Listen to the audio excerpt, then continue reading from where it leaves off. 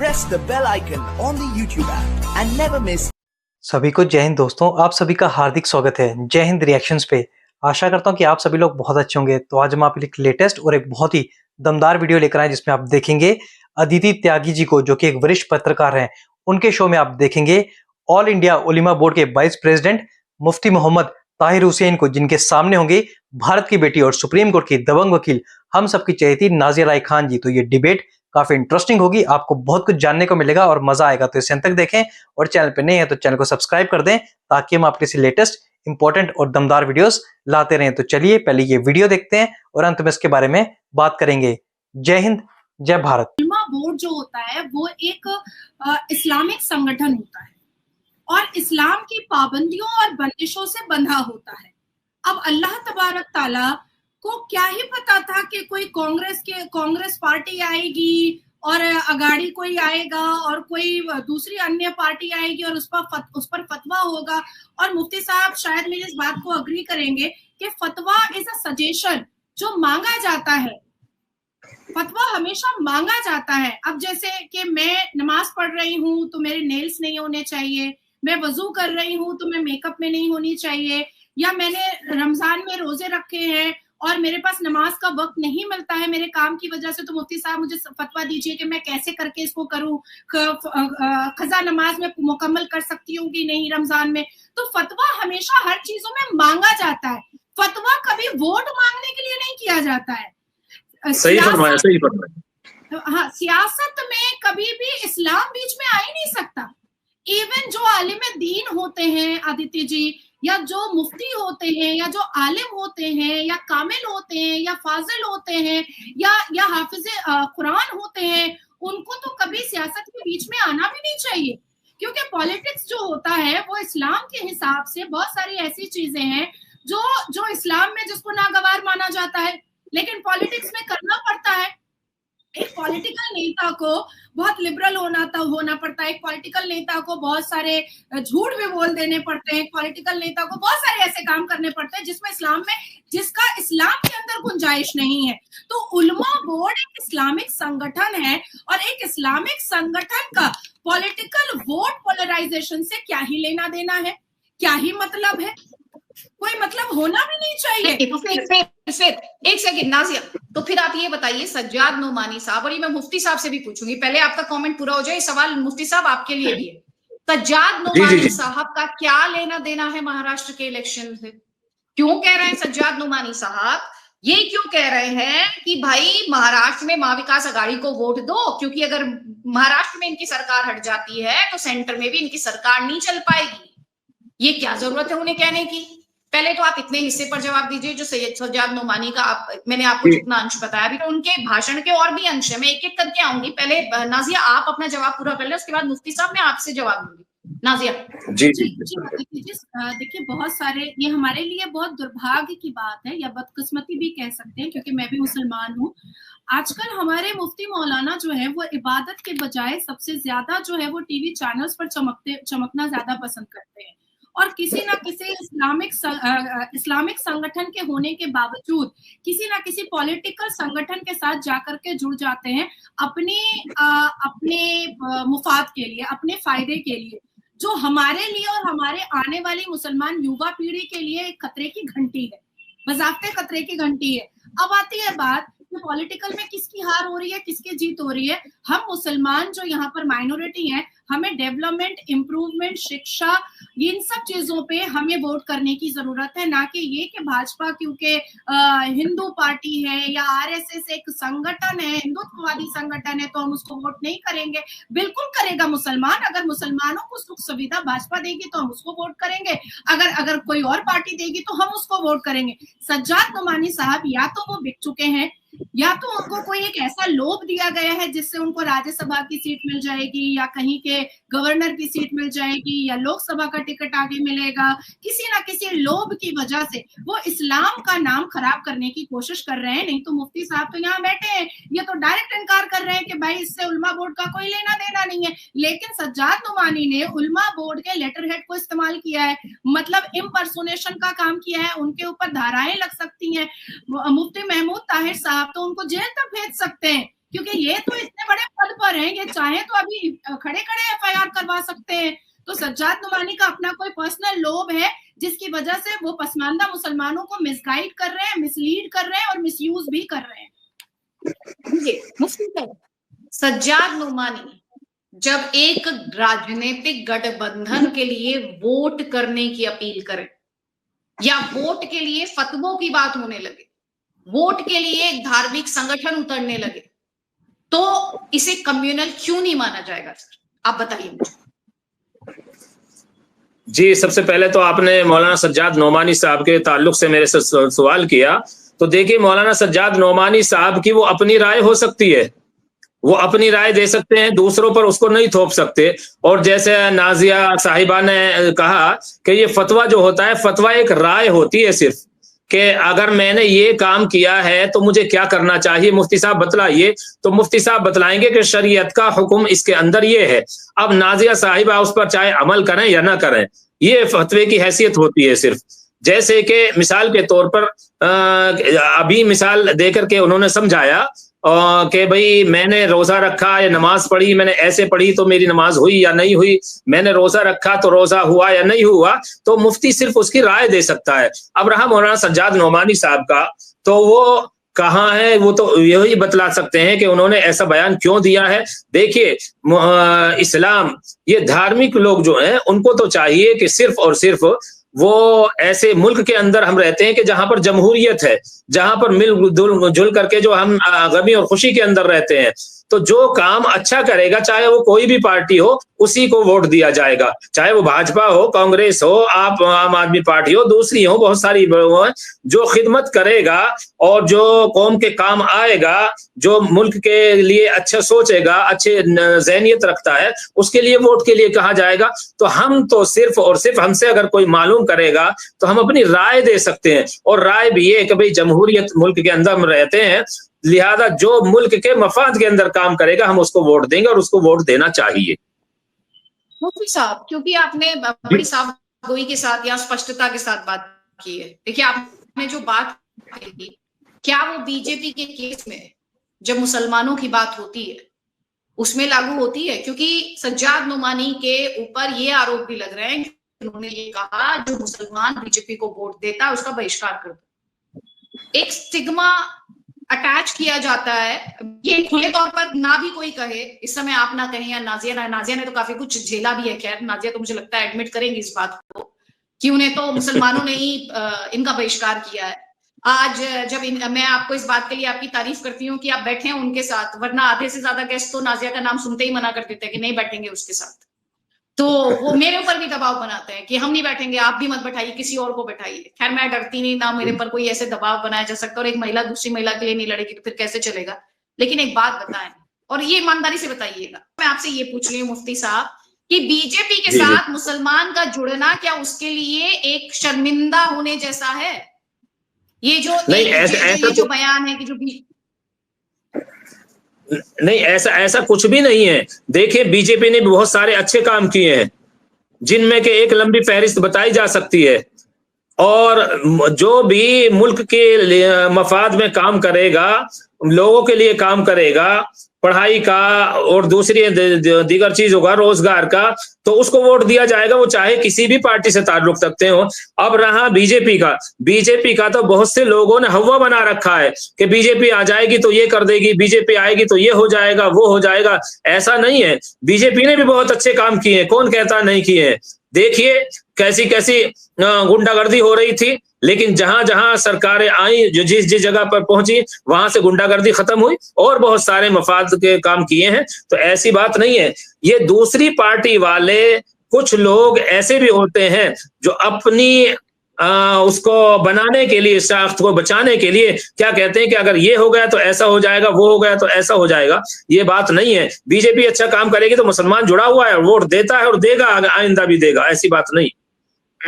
लेकिन लोग तो कहते हैं कि मुसलमान वोट देता नहीं है, योजनाएं ले लेता है मुफ्ती साहब, फायदा ले लेता है, लेकिन वोट नहीं देता है, बस बातें करता है। ऐसी बात अभी त्यागी के साथ आके बातें कर देता है, अपने क्लिप वायरल करवा लेता है। देखिए ऐसी बात नहीं है। अगर 14% में से 7% इधर उधर जा रही है तो कम से कम 7% जो है बीजेपी को वोट मिलती हैं। कहाँ मुफ्ती साहब 7% मुसलमान कहाँ वोट देता है बीजेपी को? नहीं, क्या बात कर रहे हैं? वोट देते हैं, ऐसी बात नहीं है। और अब तो और ज्यादा 7 तो नहीं कह रहे हैं 7% को, 7.7 को तो 7% नहीं कह रहे हैं। नहीं, ऐसी बात नहीं है, बीजेपी को वोट देते हैं मुसलमान, बहुत जुड़ा हुआ है। नहीं सर, मैं और जब आपसे से ये क्वेश्चन बहुत नहीं कर रही हूँ, लेकिन मैं आपसे जो पूछ रही हूँ क्योंकि आपने कहा बीजेपी ने अच्छा काम किया है, गुंडागर्दी बंद की है। क्या काम ऐसा किया है बीजेपी ने जो आपको लगता है, जब ये आप एक लिस्ट की बात कर रहे थे, आप उसमें से कुछ काम मुझे बताइए ताकि जो व्यूअर है वो भी देखे और समझे, क्योंकि मुसलमान को लेके ये परसेप्शन है इस देश में, और मुसलमान और बीजेपी के संबंधों को लेकर भी यही परसेप्शन है कि वो योजना का लाभ लेता है लेकिन वोट किसी और पार्टी को जाके दे आता है, अपने आप को खतरे में बताता है। वो उज्ज्वला योजना ले लेगा, वो किसान सम्मान निधि ले लेगा, वो आयुष्मान कार्ड ले लेगा, वो तमाम योजनाएं ले लेगा, लेकिन फिर जाके कहेगा देश खतरे में।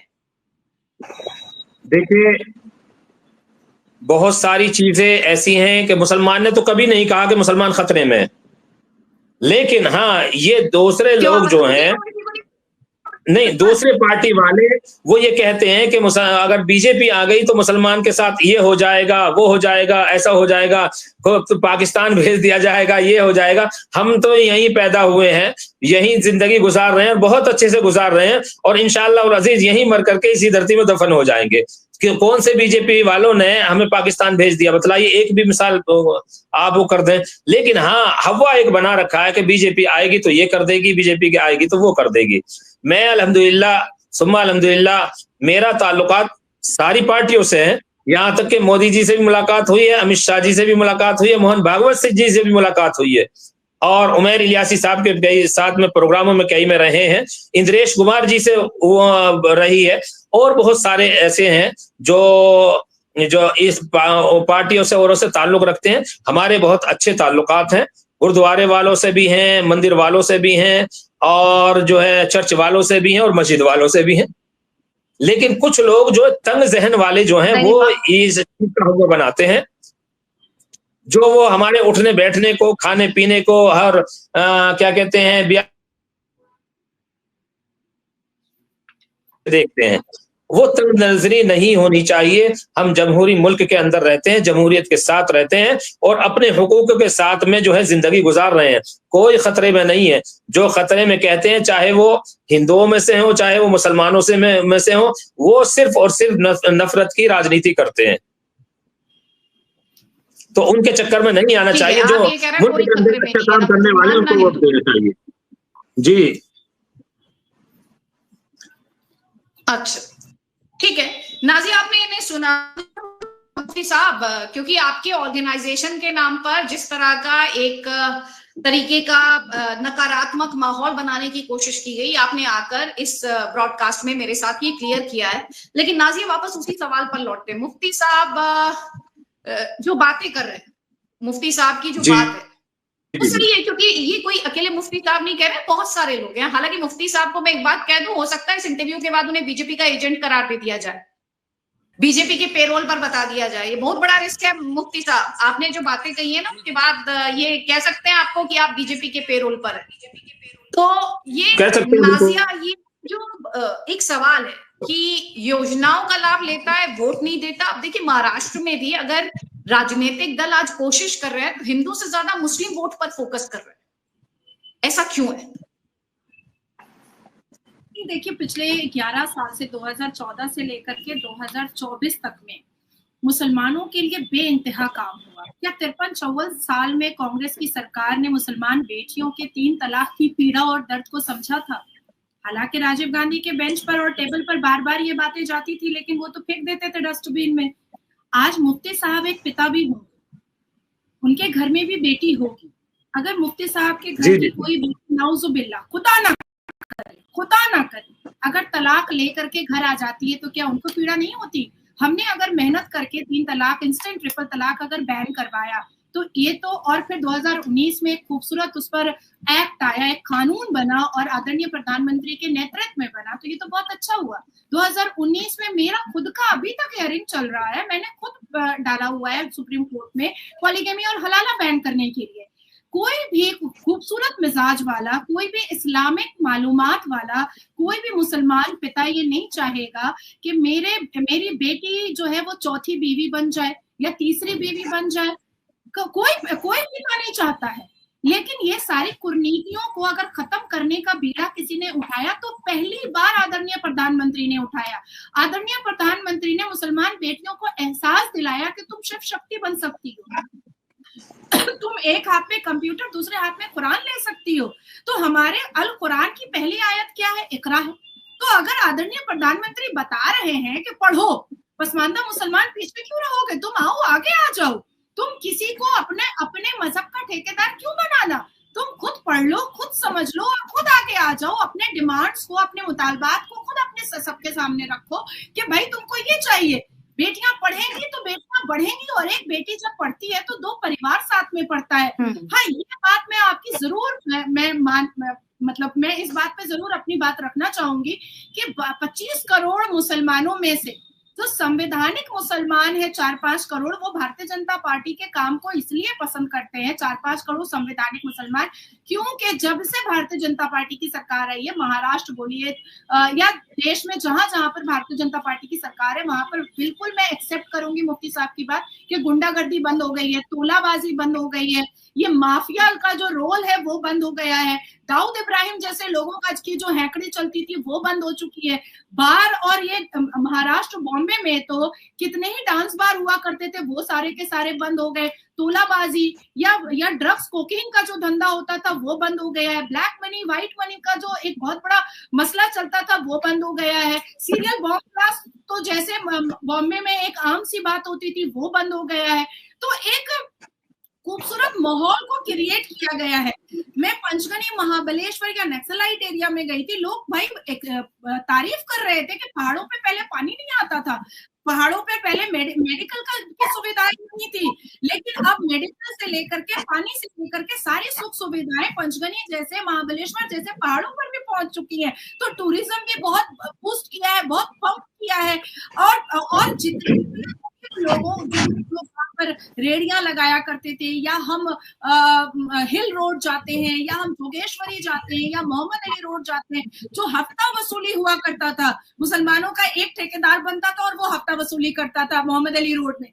और जोगेश्वरी में जो बहराम बाग जो एक पूरा मार्केट है, वहां के बेचारे जो लोग छोटे छोटे डाले लगाते थे वो परेशान रहते थे हफ्ता वसूली से। आज उनसे जाकर के दोबारा पूछिए, वो कहेंगे कि हम बहुत खुश हैं क्योंकि सरकार ने हमको ये बोला है कि तुमको हफ्ता नहीं देना है, तुम लाइसेंस बनाओ, छोटे छोटे डाले का भी तुम लाइसेंस बनाओ ताकि तुमको हफ्ता ना देना पड़े। तो ये सुविधाएं तो गरीबों के लिए बहुत बड़ी बात है, बहुत बड़ी बात है। आंगनबाड़ी की सुविधाएं हैं, लाडली बहन योजना की सुविधाएं हैं, तो ये बहुत बड़ी बात होती है। लेकिन इसमें लोगों को दर्द इस बात का हो रहा है कि जिनको बैठे बिठाए, बिना खटे, बिना मेहनत किए पैसे आते थे, वो पैसे तो बंद हो गए ना, वो पैसे तो बंद हो गए। पत्थर मारो पैसा मिलेगा, दंगा करवाओ पैसा मिलेगा, तोलाबाजी उठाओ पैसा मिलेगा, किसी को चमकाओ पैसा मिलेगा, किसी को डराओ पैसा मिलेगा, इस्लाम के नाम पर किसी को धमकाओ पैसा मिलेगा। तो ये इजी मनी इनकम तो बंद हो गया ना। अब तो मेहनत करनी पड़ रही है, अब तो आपको एफर्ट लगाना पड़ रहा है और धीरे धीरे शिक्षित होना पड़ रहा है। तो ये कैसे मुसलमान है जो कुरान की पहली आयत इकरा को मानने को तैयार नहीं है? ये कैसे मुसलमान है जो अल कुरान 306 बार इंसानियत की बात बता रहा है, उस इंसानियत को मानने को तैयार नहीं है? तो हम तो ऐसे मुसलमानों को मुसलमान मानेंगे ही नहीं। अभी मुफ्ती साहब कितनी खूबसूरत बातें रखे हैं, कितना दिल खुश हो रहा है इनसे बात करके। ऐसा लग रहा है कि मैं सुरक्षित हूँ, ऐसा लग रहा है कि अभी भी कुछ ऐसे लोग हैं धरती पर मुसलमान जिनको हम अपना आइडियल बोल सकते हैं, जिनके सामने हम झुककर सलाम कर सकते हैं। दोस्तों, आशा करता हूं कि वीडियो को आपने अंत तक देखा होगा और नाज़िया लाई खान जी और मुफ्ती साहब के बीच में ये पूरा डिस्कशन, उनकी बातचीत आपको काफी पसंद आई होगी और इस वीडियो में आपको बहुत कुछ जानने को मिला होगा। तो ये वीडियो अगर आपको अच्छी लगी है, इसे लाइक और शेयर जरूर कर दें और अपने विचार हमें कमेंट सेक्शन में लिखकर जरूर बताएं। और एक बार फिर चैनल पे नहीं है तो चैनल को सब्सक्राइब कर दें ताकि हम अपने लेटेस्ट और इंटरेस्टिंग वीडियोस लाते रहें। और अदिति त्यागी जी का जो चैनल है उसका लिंक मैं डिस्क्रिप्शन में डाल दूंगा, आप उनके चैनल को जाके जरूर विजिट और सब्सक्राइब करें। तो चलिए फिर मिलेंगे ऐसी किसी जबरदस्त इंटरेस्टिंग और दमदार वीडियो में, तब तक अपना ध्यान रखिए। जय हिंद, जय भारत।